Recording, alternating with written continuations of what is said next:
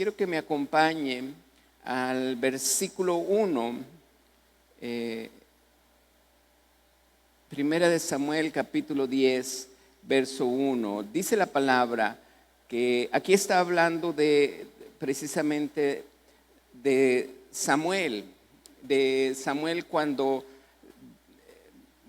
la escritura me pone, lo tiene usted en su pantalla, discúlpeme un momento porque aquí se me movió la computadora, y dice el versículo 1, dice: tomando entonces Samuel una redoma de aceite, la derramó sobre la cabeza de Saúl y lo besó y le dijo: ¿no te ha ungido Jehová por príncipe sobre el pueblo de Israel, sobre su pueblo de Israel?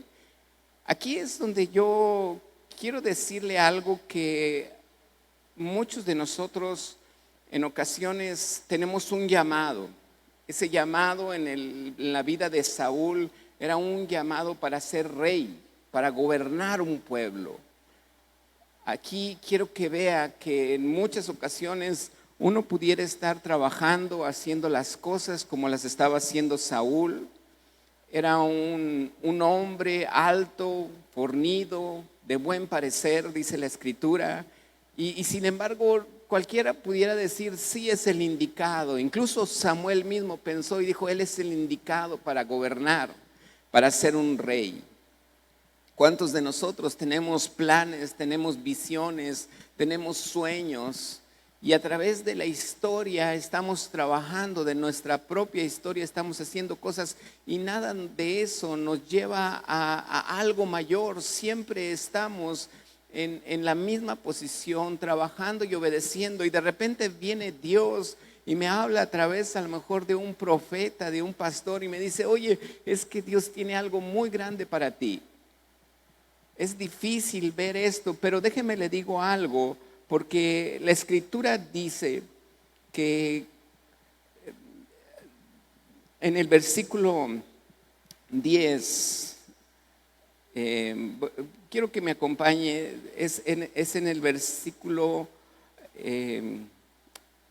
precisamente, perdón, aquí lo tenía, se me movió, dice la palabra. En el versículo 10 dice: cuando llegaron allá al collado, dice: he aquí que la compañía de los profetas que venía a encontrarse con él, y el Espíritu de Dios vino sobre él con poder, y profetizó entre ellos. Dice: y aconteció que cuando todos los que le conocían antes vieron que profetizaba con los profetas, el pueblo decía el uno al otro: ¿qué le ha sucedido al hijo de Cis? Saúl también entre los profetas. Y él empezó a profetizar. ¿Y cómo es que Saúl, cuando él comienza a profetizar, cuando él empieza a hablar, la gente pudo detectar en él algo diferente? Dice la palabra que cuando Dios habla a su corazón, Dios cambió su corazón, Dios mudó su corazón. Saúl fue otro, Saúl fue transformado en su corazón. Y Saúl empieza a trabajar en los planes que Dios tenía para él. Saúl empieza a moverse en los planes que precisamente Dios le había puesto, había manejado en su corazón. Son cosas que a lo mejor usted y yo muchas ocasiones no hemos entendido, pero Dios tiene planes en su vida. Quiero que crea esto, que Dios tiene un plan maravilloso, Dios tiene un plan que Dios quiere cumplir en su vida. Entonces, dice la escritura que cuando Samuel empezó a orar por él, dice la palabra de Dios que aquí el corazón de Saúl cambió. El corazón de Saúl precisamente se mudó en otra persona. Y esto es algo que nosotros siempre debemos de entender, que la palabra de Dios, cuando viene a nuestras vidas, La palabra siempre va a ser una obra en nuestras vidas. Dice la Escritura que en lo que nosotros caminamos y vemos y empezamos a entender cada una de las cosas que Dios hace en nuestra vida, conforme su palabra me va hablando, entonces yo voy cambiando, yo voy siendo una persona nueva, yo estoy siendo ya transformado en lo que Dios está haciendo en mi vida. Desafortunadamente Saúl desobedeció, y dice la Escritura que cuando él desobedece, las cosas empezaron a ir mal. Él se sentía mal. Él cae en una cárcel por muchas ofensas que le habían hecho en su corazón, ofensas que empezaron a lastimar su corazón. Y esas ofensas, cuando él fue ungido rey, dice la Escritura que mucha gente empezó a decir: este es el que nos va a gobernar, este es el hombre que va a ser el rey de Israel. Imagínense ser el primer rey de Israel. Y sin embargo aquí nada sucede de las cosas que a lo mejor Dios había hablado, pero no por Dios, sino por él mismo, por haber desobedecido, por no haberse arrepentido. A veces las ofensas, cuando nosotros tomamos una ofensa de alguien y la guardamos y nunca dejamos de pensar en esa ofensa, nosotros nos envolvemos en nuestros sentidos naturales, en nuestros sentidos carnales, y no vemos las maravillas que Dios tiene para nosotros. Hay muchas cosas que nosotros empezamos a ver y no vemos que Dios está con nosotros. Pero quiero decirle algo: examine su corazón. La semana pasada hablábamos precisamente de esto. ¿Habrá algo que podamos hacer durante una santa cena entre nuestra familia y examinarnos a nosotros mismos? ¿En qué he fallado? ¿Qué es lo que he hecho mal? Saúl no tuvo tiempo para hacer esto. Él pensó, él dijo: soy rey, y él tenía una gracia, porque esa gracia Dios se la había dado. Él iba a ser rey de Israel. Sin embargo, Dios ya lo había desechado. Y aunque Dios lo había desechado, el pueblo lo seguía considerando con esa gracia. Seguía haciéndole caso a él como un rey. Lo obedecía como un rey. Y sin embargo, Saúl, dice la palabra de Dios, que él era atormentado. Hay gente que así se siente en la actualidad. Hay gente que está atormentado en la actualidad. Hay gente que no tiene la libertad. Está atormentado ahorita ahí mismo, dentro de su casa, confinado. Hay muchas cosas que usted y yo pudiéramos estar viviendo y no estar sintiéndonos en esa libertad. Entonces es importante que vea que Saúl, el rey Saúl, alguien ungido por Dios, también vivió por lo mismo. ¿A causa de qué? A causa de no perdonar, a causa de vivir todo el tiempo en amargura, a causa de no estar entendiendo las cosas arriba de la mesa, sino estar viviendo por debajo de la mesa. Son cosas que así hay gente en la actualidad. Quiero decirle que después de esto, Dios decide escoger a David. Y cuando Él escoge a David, algo que Él hace, Dios empieza a trabajar en la vida de David. Y David es un rey completamente diferente. David es un rey que él oraba a Dios, que él, antes de ir a alguna guerra, él decía: Dios, voy a esa guerra, me vas a dar victoria contra los enemigos. Tú vas a estar conmigo cuando yo esté contra ellos. Tú me vas a dar la victoria, me vas a librar de la mano de Saúl. Y él esperaba que Dios le contestara. Él no tenía solamente gracia como la tenía Saúl, porque la Biblia dice que la gente cantaba cuando David empezaba a salir a la guerra, aquel David que mató a Goliat. Dice la Escritura que las mujeres del pueblo cantaban y decían, Saúl mató a sus miles, dice, pero David a sus 10,000. ¿Qué me está diciendo la Escritura? Que no solamente había una gracia en David, sino había una gracia sobre gracia. Precisamente Saúl, algo de lo que él solamente podía hacer era por sus propias fuerzas, viviendo en una carnalidad, viviendo en algo que él era carnal y solamente carnal lo podía hacer. Sin embargo, David no confiaba en eso, no confiaba en lo que él podía hacer, él confiaba aún más en Dios. Él no estaba solamente, quiero ponérselo de esta manera y como este ejemplo, cuando usted y yo en muchas ocasiones estamos viviendo a medio camino, una de las cosas es que en el agua simplemente podemos estar metidos a la cintura y todavía podemos movernos. Aún sin embargo, dice la Escritura, que cuando usted y yo nos metemos hasta el río y podemos llegar hasta donde el agua nos inunde y estar metidos en su presencia, entonces allí dice la Escritura que usted y yo podemos estar viviendo y bebiendo de las fuerzas no mías, sino de lo que el río me lleva. David así se movía. Algo que hemos insistido mucho es que usted y yo debemos de estar viviendo no solamente con el agua a la mitad, sino estar sumergidos. Como cuando usted y yo nos bautizamos y somos sumergidos en ese río. Cuando somos sumergidos en el río del Espíritu Santo, es cuando usted y yo estamos viviendo una gracia sobre la gracia que ya nos ha sido dada.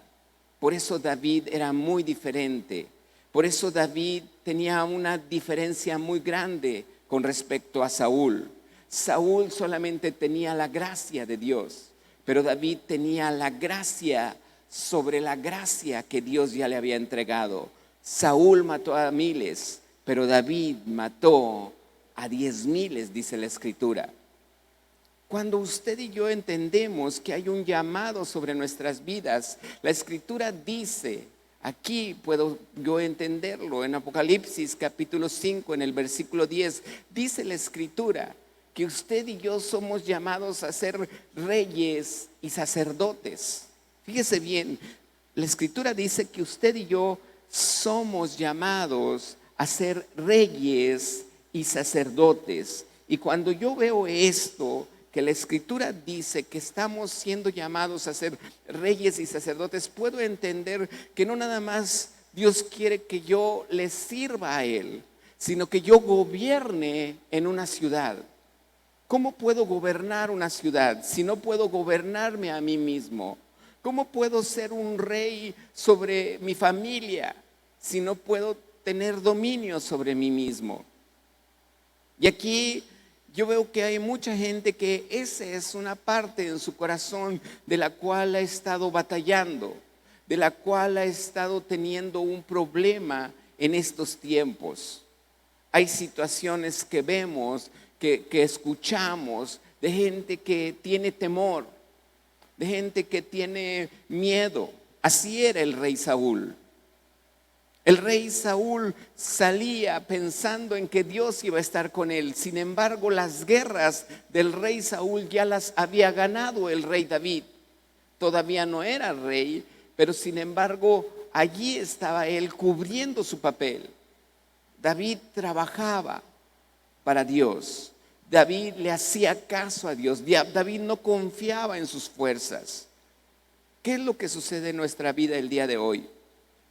Esta escritura donde la palabra dice que hemos sido reyes y sacerdotes, quiero que sepa una cosa. En otras ocasiones, en algunas traducciones, la Biblia dice que nos ha hecho un reino de sacerdotes. Pero en Apocalipsis, precisamente en el capítulo 5, en el versículo 10, dice la Escritura, dice, nos ha hecho para nuestro Dios reyes y sacerdotes. Y ahí agrega, dice, y reinaremos sobre la tierra. La Escritura dice que usted y yo reinaremos sobre la tierra. ¿Cómo es que vamos a reinar? Algunos dicen, somos un reino de sacerdotes, como haciendo al rey a un lado y solamente pensando en que solamente vamos a ser sacerdotes. Pero aquí la palabra de Dios dice, somos reyes y sacerdotes. Aquí quiero que sepa una cosa. Por eso hablaba precisamente de Saúl, el primer rey de Israel. Cualquiera que quiera poner a un gobernante en algún lugar, tiene que pedir una serie de requisitos, a lo mejor estudios, a lo mejor un grado de estudios, ciertos estudios. Y lo que vemos en Saúl es precisamente que Dios a él, antes de capacitarlo para ser rey, la Escritura dice que lo capacitó para ser sacerdote. ¿Por qué un rey tenía que saber profetizar? ¿Por qué un rey tenía que aprender a profetizar? Dios estaba viendo un poder más grande. Nótese que antes de que él fuera un rey, Dios lo hizo un sacerdote, un ministro para Dios. ¿Cuántos de nosotros queremos estar allá en el mundo haciendo grandes cosas, teniendo, no sé, dominio sobre muchas cosas? Y no estoy poniéndolo en segundo grado, simplemente la palabra lo está diciendo. Quiero que sepa que tanto Saúl como David y el rey Salomón que le sucedió fueron gente muy próspera, incluso muy rica, mucho más rico que cualquier otro.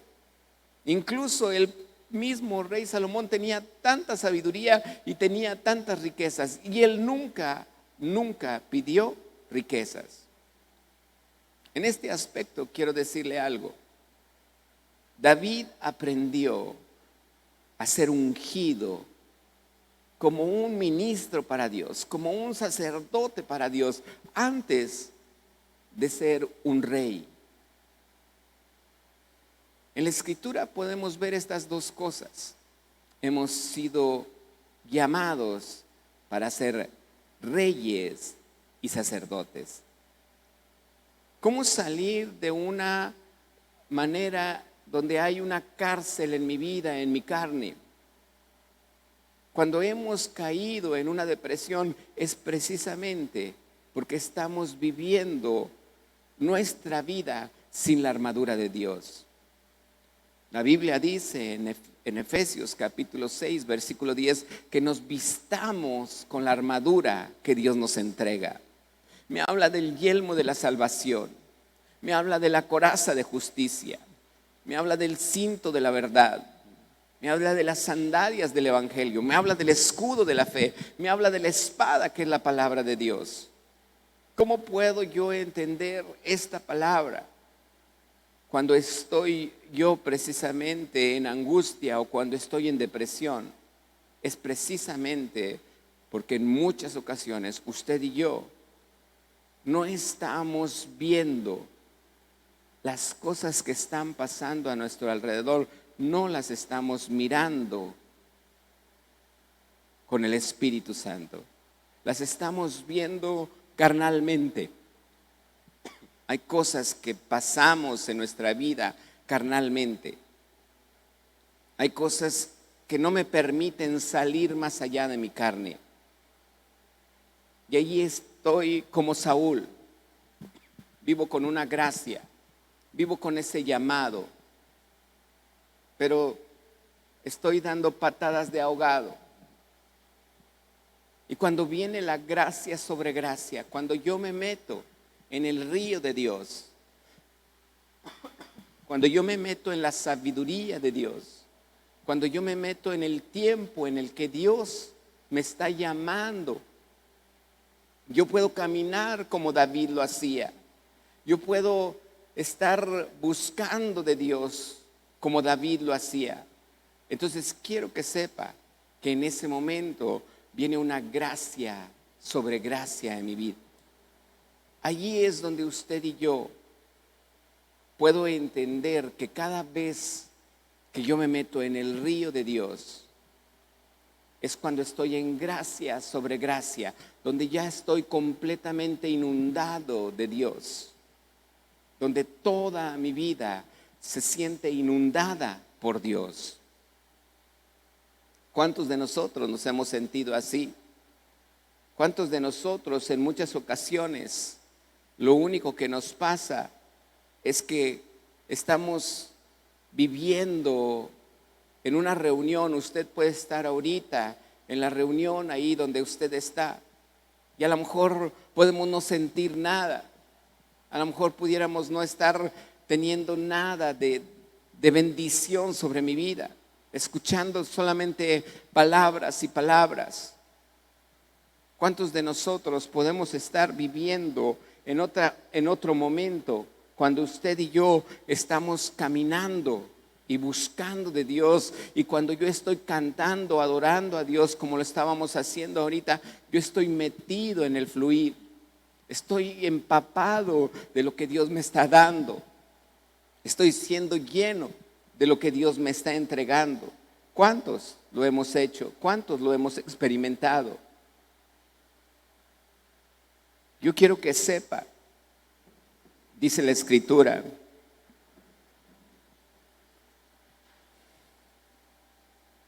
quiero que me acompañe a Efesios capítulo 4, en el versículo 13.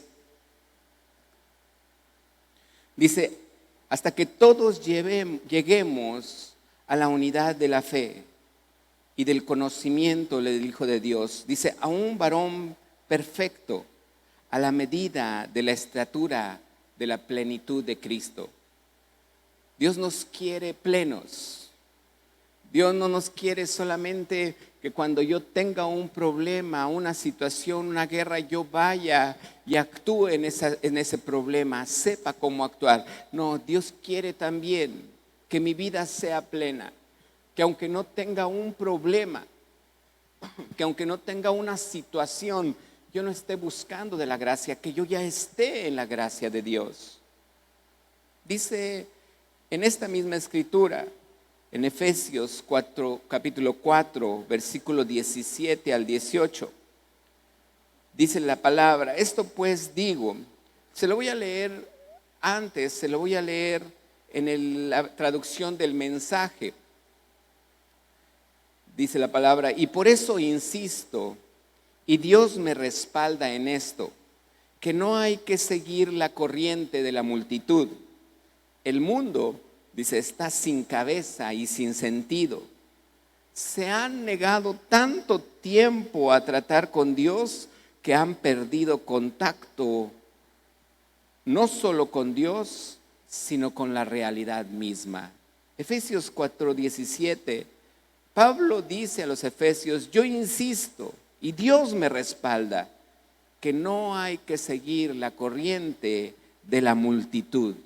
Dice, el mundo está sin cabeza y sin sentido. ¿Cómo entender esta escritura? ¿Cómo saber que realmente la multitud, los consejos, las noticias que yo estoy escuchando me pueden llevar arrastrándome a lo que el mundo en esta corriente está diciendo? Pero dice la palabra que allí es donde yo debo de comprender y debo de salir no siendo arrastrado por lo que la multitud está haciendo. En la Reina Valera 60 dice, esto pues digo y requiero en el Señor, que ya no andéis como los gentiles que andan en la vanidad de su mente, teniendo el entendimiento entenebrecido, ajenos, fíjese bien, dice, ajenos de la vida de Dios por la ignorancia que en ellos hay, dice, por la dureza de su corazón. ¿Cómo se endurece el corazón? ¿Cómo es cuando una persona está endurecida en su corazón? Si hay alguien que ahorita está en esa manera de depresión, acérquese a él, ore por él, haga que él se perdone a sí mismo, haga que él perdone a aquellos que le han herido, que le han lastimado, haga que en su corazón esté esa paz, llévelo a confesar, llévelo a hablar precisamente palabras donde él suelta toda amargura, donde él perdona, donde él quita toda ofensa. Dice en el Salmo capítulo 18, en el versículo 31 al 33, dice, porque ¿quién es Dios sino solo Jehová? ¿Y qué roca hay fuera de nuestro Dios? Dios es el que me ciñe de poder. Dice, y quien me hace perfecto mi camino, quien hace mis pies como de ciervas y me hace estar firme sobre mis alturas. Dios no nos quiere abajo, Dios nos quiere arriba en las alturas. La traducción del mensaje me gusta mucho porque dice, ¿hay algún Dios como nuestro Dios? ¿No estamos parados en la roca principal? Dice, ¿no es este el Dios que me afirmó, que me armó y luego me apuntó en la dirección correcta? Dice, ahora corro como un ciervo. Dice, soy el rey de la montaña. Así se sentía David. Así era la manera en la que David se sentía. Como un ciervo corría. Él sabía que era el rey de la montaña. Una vez que Saúl ya no estaba, él podía ser el rey de la montaña. Él se sentía de esa manera. Usted se ha sentido alguna ocasión de esa forma. En alguna ocasión usted así se ha de haber sentido. Y eso es muy bueno. Pero déjeme le digo algo. Dios no solamente me habla del primer nivel como la gracia. Eso fue con Saúl. El segundo nivel fue David. Él estaba en gracia sobre gracia. Está Saúl, está David. Y en este caso, Saúl tenía la gracia. Dios le había hecho rey. Y aunque había desobedecido, mucha gente seguía confiando y creyendo en él. Sus ejércitos se movían por él. Sin embargo, David se movía en gracia sobre gracia. Él tenía esa unción. Y cada vez que él tenía un problema, él consultaba a Dios. Él estaba sumergido. Él buscaba de la presencia de Dios. Sin embargo, Dios no nos quiere aquí tampoco. Dios no nos quiere en gracia sobre gracia. Dios me quiere en plenitud. Y esta palabra se traduce en muchas ocasiones en la palabra de Dios. Quiero que me acompañe al Salmo 16, en el versículo 11. Dice la Escritura, en tu presencia, en la presencia de Dios, dice, hay plenitud de gozo. Dice, delicias a tu diestra para siempre.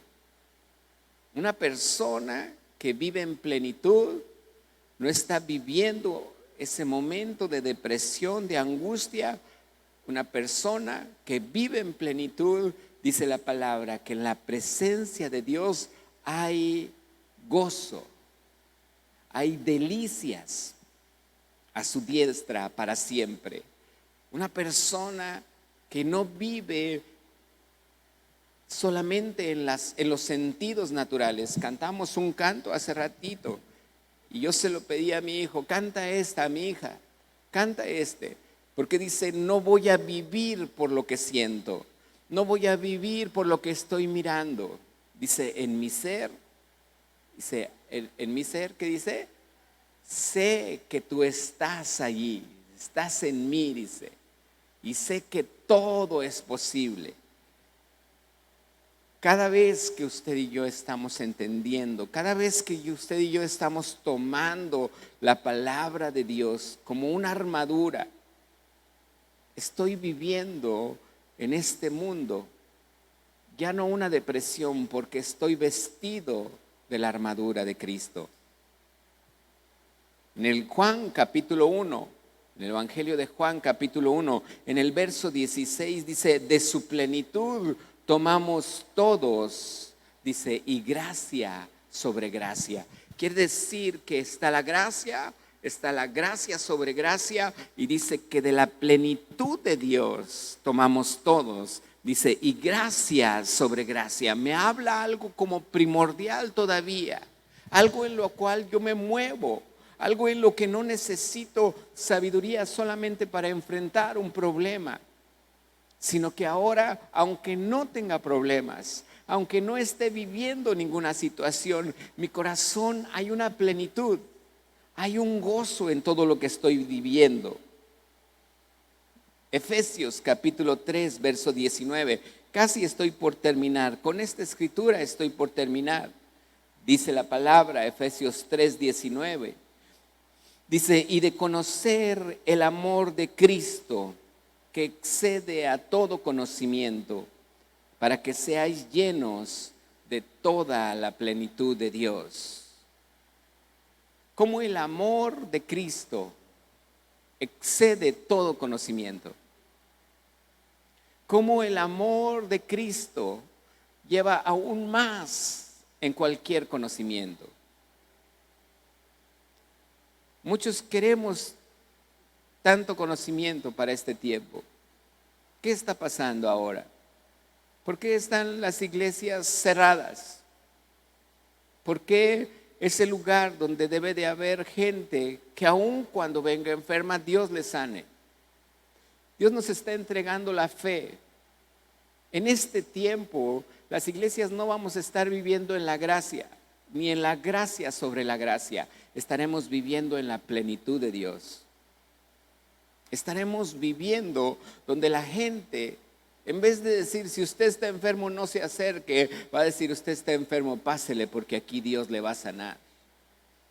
Eso es algo que debe de suceder en nuestras iglesias, creyendo que tenemos la armadura de Dios. Cada uno de nosotros debemos de salir de lo que en esta corriente en el mundo se puede estar observando. Usted y yo debemos de estar confiados en Dios, entendiendo que el propósito de Dios para nosotros es un propósito mayor, un propósito eterno, un propósito glorioso. Pero usted y yo debemos de estar viviendo en la plenitud de Dios. Termino con esto y quiero que lea, fíjese bien, lo leímos ahorita en Efesios 3:19, pero lo voy a leer en la traducción del mensaje. Dice: le pido, voy a leer desde el versículo 16 hasta el 19, 16 hasta el 19, dice: le pido que te fortalezca con su espíritu. Dice: no una fuerza bruta, sino una fuerza interior gloriosa, para que Cristo viva en ti cuando abras la puerta y lo invites a entrar. Le pido que con los dos pies plantados firmemente en el amor, podrás asimilar con todos los cristianos las dimensiones extravagantes del amor de Cristo, que alcances y experimentes la amplitud, prueba su longitud, sondea las profundidades, sube a las alturas, vive una vida plena, llena de la plenitud de Dios. Imagínate leer unas palabras en las que alguien me expresa con palabras más sencillas a lo grande y maravilloso que Dios nos ha llamado. Estamos encerrados. No podemos ver, ni siquiera salir a ver a lo mejor el sol, pero Dios quiere que lo hagamos.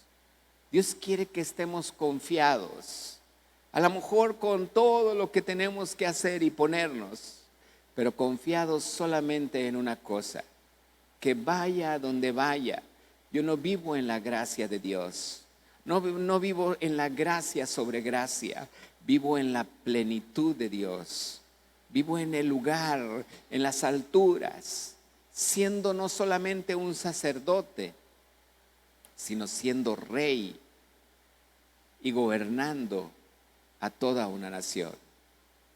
Voy a pedirle a mi hijo que pase con el teclado y que me ayude en este tiempo. Quiero que usted vea y si se puede poner de pie ahí en donde usted está, quiero que usted sepa que Dios nos llama a profetizar.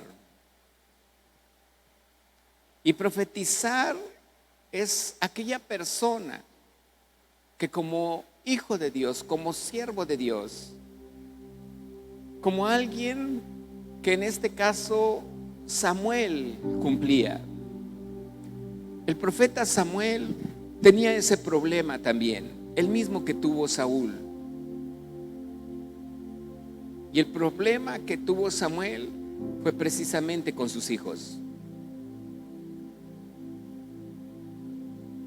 Él no supo cómo gobernar sobre sus hijos. Él vio en Saúl un hijo. Saúl, también lleno de problemas, vio en Samuel un papá.